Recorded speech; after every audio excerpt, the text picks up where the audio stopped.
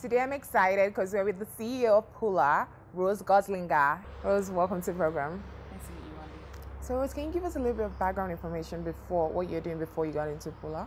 Sure. I'm originally from Holland. I grew up in Tanzania, and I guess I've been living in Kenya now for about 10 years.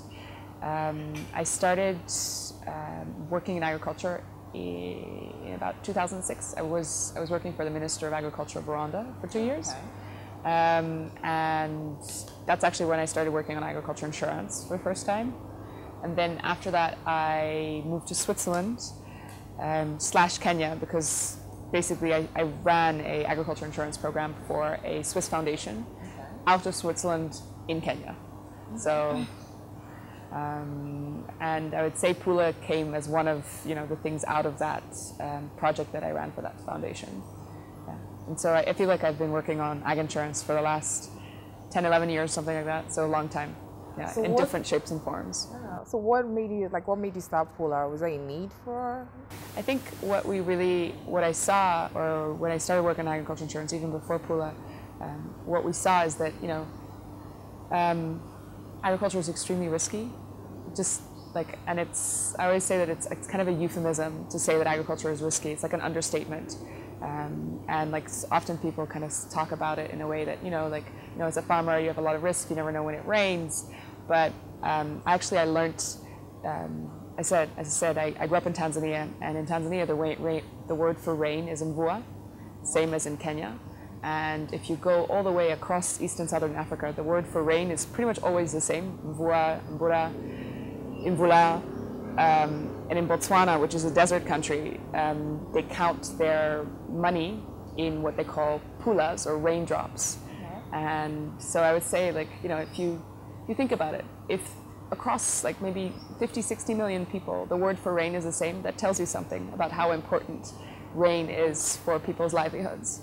And so I think, when we started Pula, we looked at it in a way that, if the majority of the population relies on agriculture, and agriculture relies on rain, then, there needs to be something that protects farmers from that protects their livelihoods. And so I think we saw that there were a lot of insurance companies that were there and that could technically insure farmers, but practically could not, because they didn't have the technology, the field force, the data, the actuarial skills. And so effectively Pula fills that gap. So for Pula, can you give us more example of what Pula does, some of your projects, and what makes it different from other agriculture insurance? So I would say traditional agriculture insurance is always relied on farm visits. You visit the farm at the start of the season, halfway through, and again at the end. And if there's a loss, you visit again to estimate the damages. And that works if you have a large-scale farm of maybe 250 acres and above.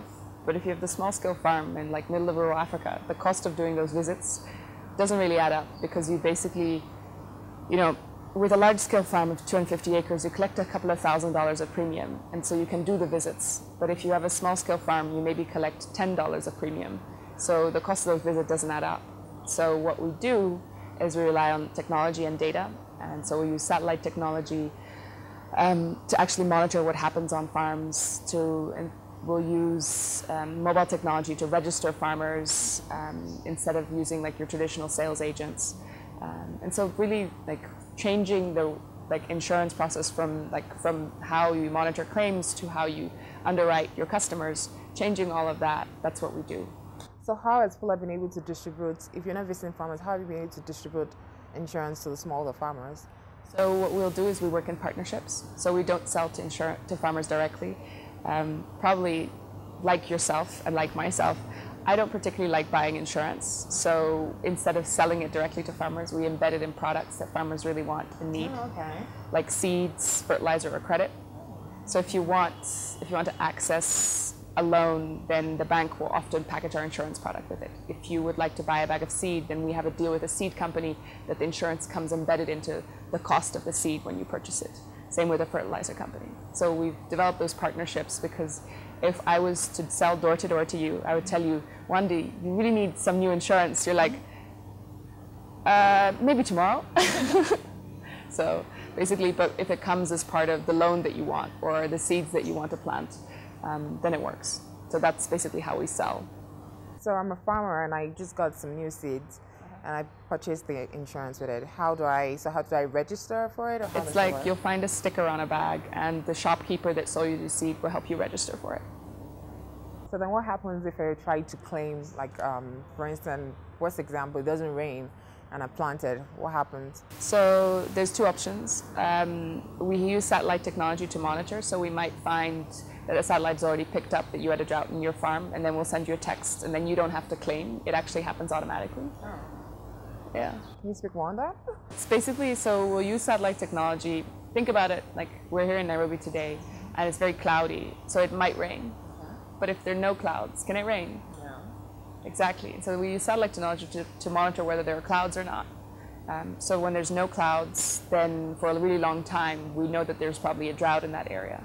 And so we've set up a mathematical formula or an algorithm to measure and monitor how much rainfall there is, or how long a period of no clouds there is in a particular area. And I just automatically get a text. Yes. Saying, you'll get a text saying, "Hi Wandie, please pick up this is your voucher code to pick up a new bag of seed at any location." So it's not value. It's not like money. It's just. It depends a bit. If you took out a loan, then the loan provider will forgive part of your loan. If you bought seed, then it's replacement seed. If you bought fertilizer, it's replacement fertilizer. Yeah. So for smallholder farmers out there, or anybody watching, what's the value of the insurance for them? Like, what do you cover? So I think so we generally work in partnerships. So I used to sell insurance to farmers individually, but we found it was too expensive. So what we found is that for farmers, it enables these farmers, as you said, so they don't get cash, but it enables them to go back to the farm in the next year. They don't have to go back to their pockets. They don't have to give up other funds that they might use for school fees or something else. They're able to continue farming. They won't, what we find is that farmers who've had insurance versus farmers who didn't have insurance, after a bad year, they bounce back faster. They are more resilient, if you think about it. Yeah. What do you insure against? Is it just climate drought? What about pests and diseases? So we do everything. So it's pest, disease. In Nigeria, for example, we've insured a lot of things like animal encroachment, everything. It's everything that affects your yields, basically. So you're not just based in Kenya, you're in different. We work in. By now, our operation is in 11 countries in Africa. And last year, our products reached about 800,000 small-scale farmers. Can you name can you name the countries you're in? Mali, Senegal, Nigeria in West Africa. We're in Ethiopia, Kenya, Rwanda, Uganda, Tanzania, Malawi, Zambia. How has technology helped you address your challenges with reaching smallholder farmers? I think without technology, you are reliant on what you can see immediately in front of you. With technology, you can be in lots of places at the same time. Without technology, we wouldn't have been able to expand to 11 countries. We really rely on data systems, on people. We employ a lot of people at harvest time to do harvests for us, but they all go with a tablet. The tablet has GPS, so we know where they were. We know that they actually went to the field. Before that, you'd send somebody with a paper form, and you never knew if that form was filled in an office or on the farm.